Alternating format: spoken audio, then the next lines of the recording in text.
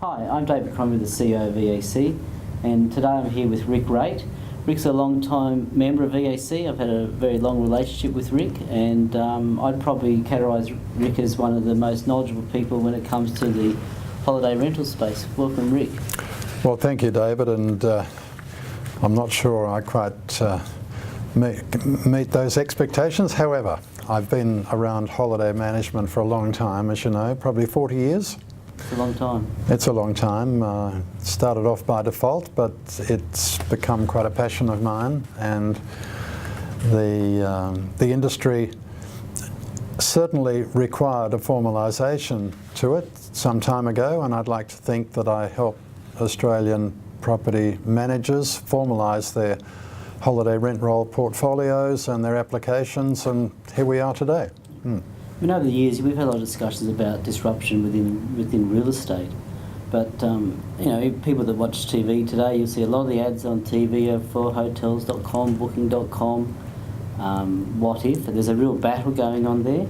Can you provide me an overview of the holiday rental space and, you know, things that the agents need to be wary of? Sure, David. Look, that's a very interesting question. We've seen massive disruption, of course, as a consequence of technology over the last 15 years. Then, after the disruption occurred in terms of applications for holiday rental agents, etc., we saw many websites emerge. Some have come, some have gone, and others have gone forward to be leading advertising portals. However, we've seen considerable consolidation over the last couple of years, David, and essentially the groups that we need to be very aware of are the Airbnb group, and I'll talk about using that word group in a moment, and of course the other group is the Expedia group, who we would all know their brands being HomeAway, Stays, What If, Booking.com. There's probably another 300 or 400 names attached to their list of acquisitions over the last few years. And these are companies with billion-dollar capitalisation.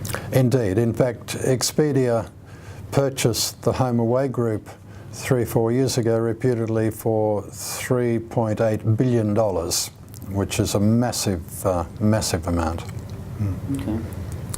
So, I mean, let's talk about some of these new so-called holiday portals.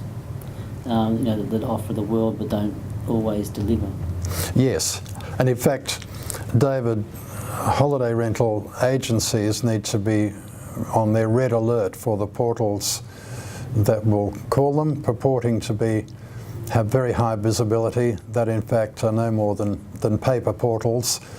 They'll extract considerable fees from you with extraordinary promises, and in 3 months' time those portals have simply disappeared. They'll come onto your radar with English-speaking sales folk. They'll have domain names with .com.au at the end of them, and they'll even have Australian phone numbers. So just be very mindful that they exist, and the typical names for them may be holidaysforyou.com.au, or I've found the best holiday place in Australia.com.au. So just something to be very aware of.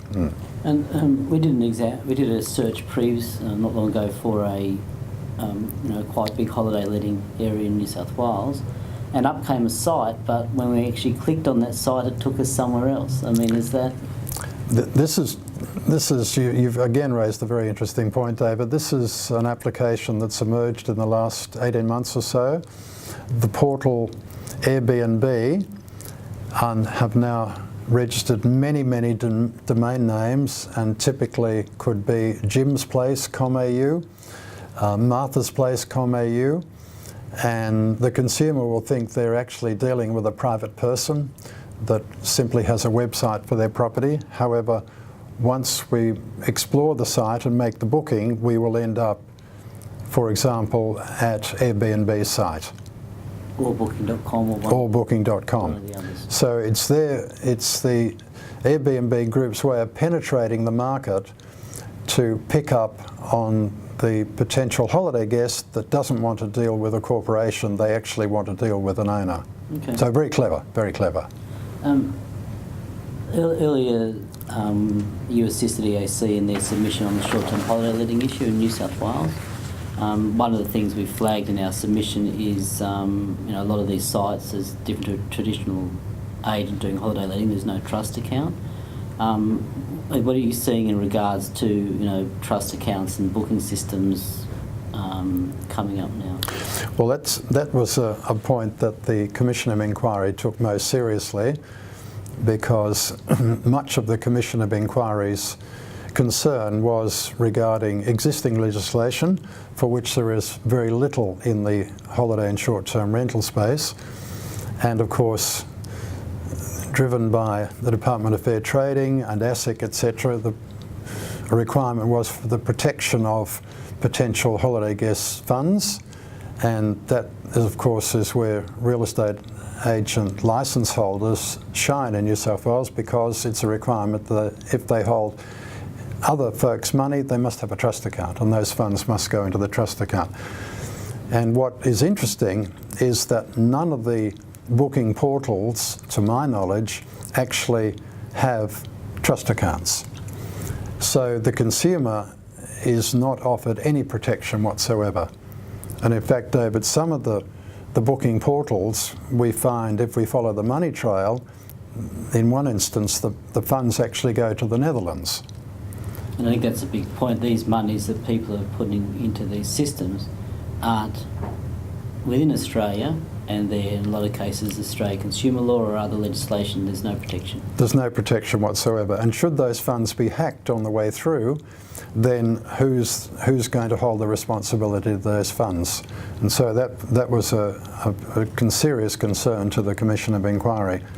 And while I think the platform's a very smart platform with Airbnb, to some extent the owners and the consumer booking on those sites, they're really beholden to the terms and conditions of that site. Yes, absolutely. And that leads me, David, into what can agents do to move forward in the holiday space when they've perhaps allowed the Airbnbs and stays and HomeAways of the world to pick up the opportunity, whereas they've lagged behind. And so perhaps, David, we can go on to discuss where the opportunities are for, in fact, holiday rental agents to take advantage of points that the portals can't offer. And I think, for me, this discussion goes beyond just holiday rentals, and you've heard me speak about Airbnb and some of these other providers. And my personal view is one day they will bridge the gap and they will go into residential rentals, and I think that's when agencies will have a real problem. Yes, and I think, David, in fact it'll then, once they have a taste of residential property management, it will then slip over into real estate sales, because we all know that rewards from a selling perspective are far higher than they are from property management perspective. And you've also heard me talk about, at my presentations, and I asked people that are there if they ever used Airbnb, and those put their hand up. I then ask, well, how do you find the experience? And the answer is more often than not very good. Yes.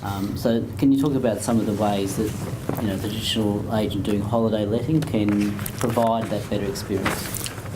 I guess I'd be delighted to, David. And I guess from the agent's perspective, the traditional real estate agent has been trained, and in fact his entire his focus is around property sales and traditional permanent property residential management.